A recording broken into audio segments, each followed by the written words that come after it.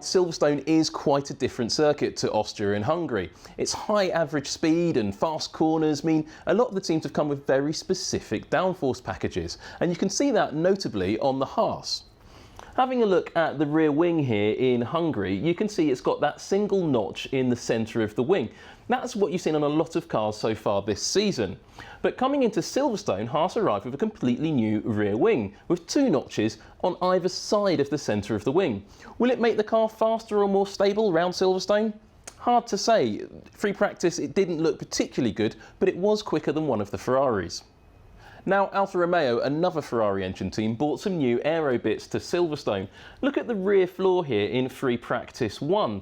One of the Alfas had this design, but the other car had this far more complex arrangement at the rear of the floor. It shows this is part of the car that the Sauber engineering engineers in Switzerland are really working on for the Italian team. Will it bring better results? We'll see. They also came along with what I think is a new rear wing. Hard to do comparison, but the outer elements are just subtly different to what we saw in Hungary and in Austria before it. Let's have a closer look at that in races to come. Williams coming to Silverstone promised to bring updates on the car for both drivers, hopefully to make an improvement in their pace. But in free practice, all I could really see of it was new wing mirror stalks. And as you can see, this is from Austrian Grand Prix. You can see that curved stalk. But in the British Grand Prix free practice session, there's a very right angle stalk. And you can see the Williams team had thrown a lot of flowvis paint at the mirror to see how it was interacting with the rest of the car. And, well, is it a big change? It's certainly not the big update we expected. Did it make the cars go much quicker? Hard to say with the temperatures on the track today. AlphaTauri arrived in Silverstone with the seemingly obligatory new rear wing.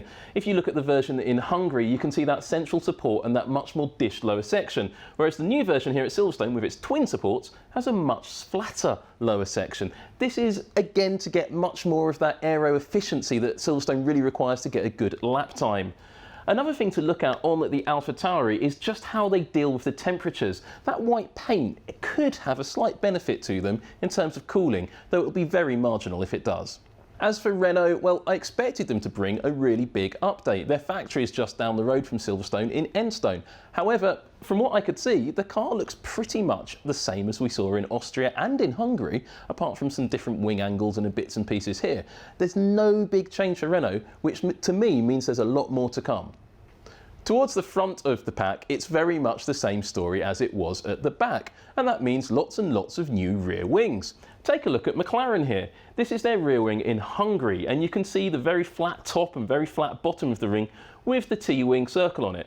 The Silverstone version though, much more curvy, a little bit shallower as well. If you look at the top though, you can see those vortices coming off the edges of the end plates. That's much down to the denser air you see in those conditions in a higher downforce setup. McLaren also had a new barge board in Silverstone. This is the old version that they used in Austria, but check out this new version with these two new swoopy elements. That is the result of a lot of hard CFD and wind tunnel work and a little bit of flowvis paint applied to it in practice as well. And that took a lot of time for the team to study it. Whether it worked or not, we'll see on track on Sunday. Now, speaking about flowvis, a lot of people have emailed me and asked me what it actually is. Why is this brightly coloured dye on all of the cars as they go around the track in free practice? Well, flowvis, the clue is in the name, flow visualisation. They put these dyes, and they're quite simple. It's sometimes as simple as machine oil or paint that allows the engineers to pour it on the car, drive the car around the track and then take photos of it when it comes back. And that lets them see how the air is flowing over the surfaces of the car. So that's why the teams, when they put this flowvis dye on the car, they really, really don't want you to take a close look at it, which is why we take as many close looks at it as possible. Racing Point joined the rear wing party at Silverstone as well. This is the wing they used at the Hungarian Grand Prix. Just note those straight lines. Then going into Silverstone, they brought along this, what you might call more voluptuous version with a lot more curves and elements on it. It's an interesting change, and again, it's all to do with building up that aerodynamic efficiency. It's also something, I took a look in the old picture archives from 2019. It's something I can't be 100% sure, but it's something I don't think they copied from Mercedes. So this could all be Racing Point's own work, which will certainly please Renault. Something that caught my attention on the Red Bull, or rather caught Max Verstappen's head, were these two little dimples on the inside of his cockpit surround. I think they're for aerodynamic purposes, but Max Verstappen didn't really like them, got on the radio and told the team to put on a standard headrest, which they quickly did. And Verstappen was a lot more happy with the version without these little dimples on. Now, of course, these headrests are something all cars have to feature, and they have different foams for different temperatures. It was hot today at Silverstone, but I think that was for aerodynamic reasons. Now, the rear wing of the Red Bull was changed, as everybody's was, to this more totally different curve. It's down in the middle and up at the edge, whereas previously it was high in the centre section. They also dropped the T-wing they used in Austria and in Hungary as well. Taking a look, this video clip really caught my attention. It's not particularly showing anything on the car, but have a look at this exhaust plume coming above the rear of the car, just going over that rear wing. That shows you where the flow out of the exhaust is really going.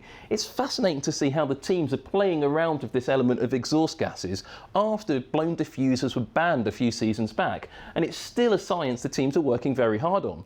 Is it something that's causing a little bit of instability at the rear of the Red Bull? I think probably not, but it's something they invented and they're still playing with, and it's great to see that sort of innovation in F1. So what about Mercedes and Ferrari? Well, I think Mercedes isn't showing its true hand. It's keeping its powder dry, if you want to call it that.